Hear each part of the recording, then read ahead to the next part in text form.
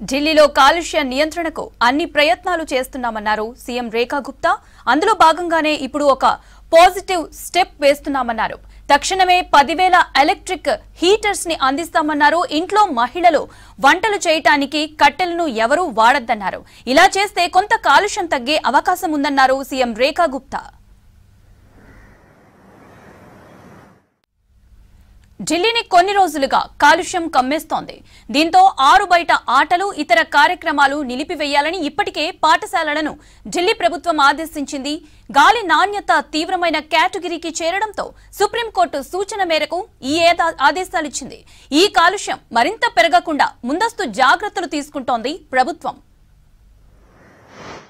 प्रदूषण के खिलाफ दिल्ली का युद्ध जो है, उस श्रृंखला में दिल्ली सरकार के द्वारा ये पॉजिटिव प्रयास एक और, जिसमें बायोगैस फ्यूल जो हमारे यहाँ लकड़ी जलाने से, जो कोयला जलाने से लगातार दिल्ली के प्रदूषण का एक इनपुट बनता है, उसको कम करने के लिए हमने आज ये प्रयास शुरू किया है कि हम दिल्ली में RWS को 10,000 हीटर देंगे CSR के माध्यम से, और जनता को ये प्रेरित करेंगे कहीं भी किसी भी ब्लॉक में कहीं भी लोग, चौकीदार या बाकी लोग भी लकड़ी जला करके प्रदूषण का कारक ना बने।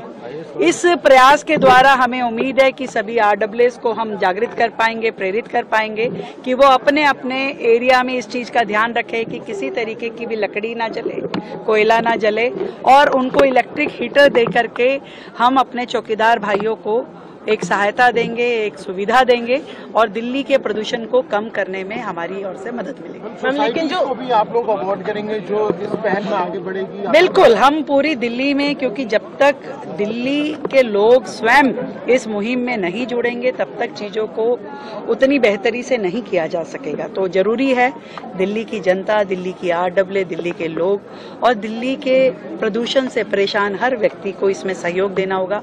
सरकार पॉजिटिव नोट पे अपने हर काम कर रही है और आगे करती रहेगी, इसलिए पूरी दिल्ली में हम अपनी सभी RWS को इस मुहिम से जोड़ेंगे और जो अच्छा काम करेंगे उन्हें सम्मानित करेंगे। ఢిల్లీని కాలుష్యం కమ్మేసింది. దీంతో ఆరు బయట ఆటలు ఇతర కార్యక్రమాలను నిలిపివేయాలని ఇప్పటికే పాఠశాలలను ఢిల్లీ ప్రభుత్వం ఆదేశించింది. గాలి నాణ్యత తీవ్రమైన కేటగిరీకి చేరడంతో సుప్రీంకోర్టు సూచన మేరకు ఈ ఆదేశాలిచ్చింది. ఢిల్లీ NCRలోని విశ్వవిద్యాలయాలు, కళాశాలలు, రికగ్నైజ్డ్ స్పోర్ట్స్ అసోసియేషన్స్ కి ఈ మార్గదర్శకాలు వర్తిస్తాయి.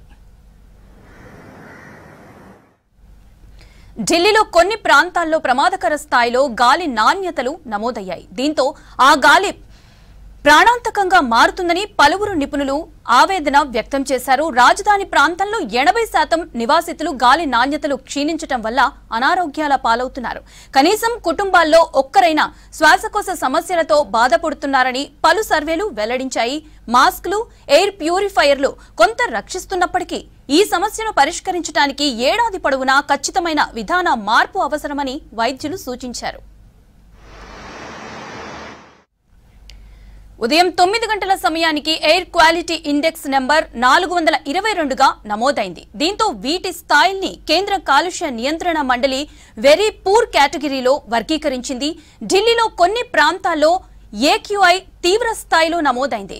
చాందనీ చౌక్, ఆనంద్ విహార్, మున్కా, భవానా, నరేలా, DTU, వజీర్పూర్లలో 400కి పైగా AQI నమోదైంది.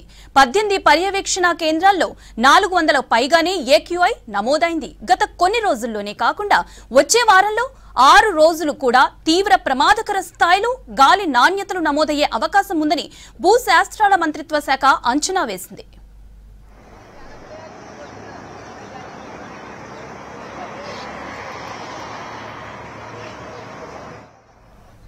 గాలి కదలికలు సరిగ్గా లేకపోవడం, శీతాకాలం కారణంగా గాలి నాణ్యతలు ప్రమాదకర స్థాయిలో నమోదయ్యే అవకాశం ఉందని తెలిపింది. ప్రధానంగా పిల్లలు, వృద్ధులు జాగ్రత్తగా ఉండాలని హెచ్చరించింది IMD.